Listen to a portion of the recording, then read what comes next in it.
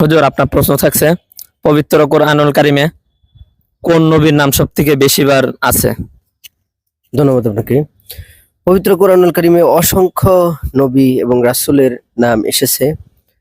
তার মধ্যে যেহেতু পবিত্র কোরআনুল কারিম আমাদের প্রিয় নবী হযরত মুহাম্মদ সাল্লাল্লাহু আলাইহি ওয়াসাল্লামের উপর নাজিল হয়েছে, তার নামটাই বেশি এসেছে। অন্য নবীদের নাম আসে নাই?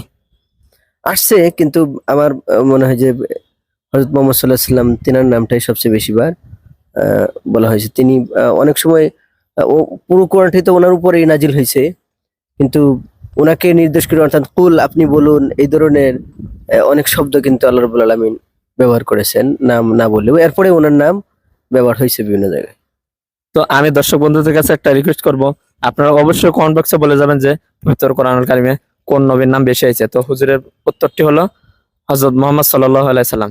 তো আপনাদের উত্তরটি আমি কমেন্ট বক্সে দেখতে চাই।